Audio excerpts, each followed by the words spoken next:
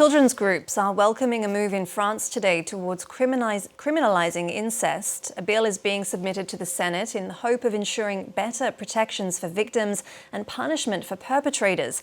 As well as creating a specific criminal offence of incest, the legislation would expand the definition of incest to include first cousins and make statutes of limitations non-applicable for sexual crimes committed against minors. Well, joining me to talk more about this is Iris Anne from the Face à l'Inceste, the Learning Coordinator at Face à l'Inceste. Thank you very much for being with us. Thanks for having me.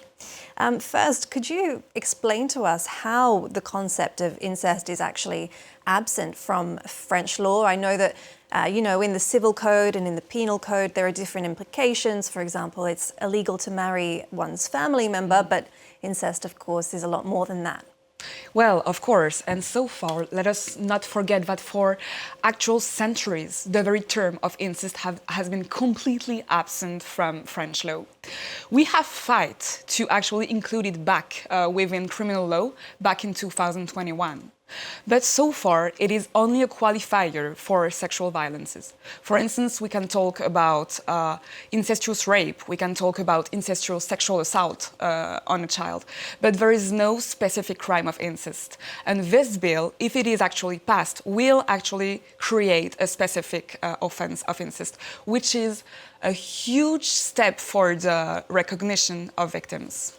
And you have some pretty shocking statistics about how widespread incest is in France. Every 3 minutes, a child is a victim of incest, rape or sexual assault, and yet less than 1% of complaints for incestuous rape or sexual assault actually result in a conviction. Tell us a bit about how you deal with this kind of problem. Well, that is the huge question, is that so far our justice system still struggles to actually condemn and prosecute perpetrators. Most victims don't even file a complaint because they're aware of how hard, how strenuous the process is going to be for them. And what is supposed to be a presumption of innocence for perpetrators actually so often turns into a presumption of lie regarding the victims. We still struggle because there is such a huge ancient taboo regarding the very existence of incest and sexual violence against children. We still struggle to hear the victim when they speak up. And that's what people have said after Me Too Incest. Everybody was extremely happy that finally the speech was liberated. But now we have to liberate the listening. We have to hear them. You mentioned that it's rare for people to speak up about the abuse that they might have suffered, but it also, when people do eventually speak out, it takes a long time, and this is for a number of reasons, and this is why removing the statute of limitations is particularly important in this bill. Can you tell us about that?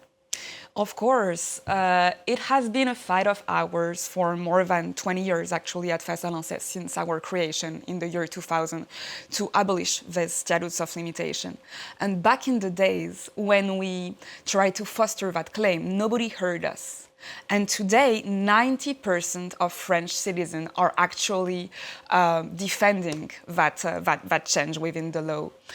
And that is because, of course, there has been previous countries who have abolished statutes of limitation in case of sexual crimes against minors, such as Belgium. But more importantly, there has been Me Too Incest. There has been this grassroots movement which has led the society to better understand the needs of victims. And now we have to follow up and to implement this suppression of statutes of limitation. And one of the reasons why victims might take a long time to eventually speak out is a type of amnesia, is that right, linked to trauma? Exactly. 40% of victims of sexual violence during childhood and 50% of victims of incest actually suffer from dissociative amnesia. What does that mean? That means that they don't even remember precisely what happened. They don't necessarily remember who the perpetrator is. They only have flashbacks. They struggle to put into words what happened to them. So how can we expect them to actually file a complaint when they take, in average, 17 to 20 years to remember what has happened to them? Yeah, obviously a huge obstacle in the law, one of many. This bill, as I mentioned, also seeks to add the inclusion of first cousins in the definitions of incest. Why is that important?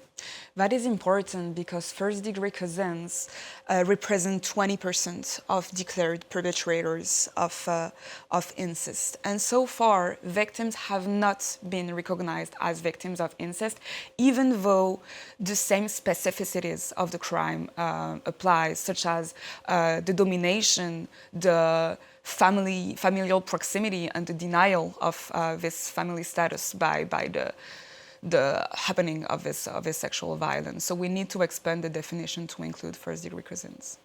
You mentioned that this bill has widespread support. According to an Ipsos poll, 90% of people want to remove the statute of limitations, for example, in this context. Why then has it taken lawmakers so long to get to this point of actually introducing a bill? Legal change always takes time. And we do understand that there has been so far in France this exception. The only crime that is deprived of statute of limitation is the crime against humanity.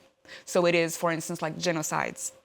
What we defend at Face à l'Inceste is that incest is a crime against humanization. And that is why we need to make it imprescriptible as our crimes against humanities.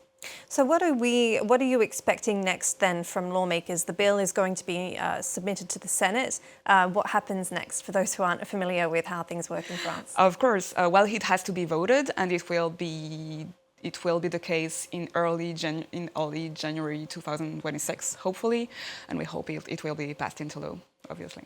And are you going to be putting pressure on lawmakers to get this bill passed any quicker, or what sort of actions do you have planned in terms of campaigns or protests? Well, there is, of course, going to be some protests just for representation's sake on this weekend, because tomorrow is the International Day for the rights of children. So we'll, of course, be present, but we count on lawmakers to actually follow public opinion on this matter. I think we have done all we could. There has been huge coverage for this issue so far in the French media, and now we just hope for the best. All right, well, all the best with this bill as it is submitted to the Senate this Wednesday. Iris Ene, the Learning Coordinator from Face à l'Inceste, thank you very much for speaking to us on France 24. Thanks for having me.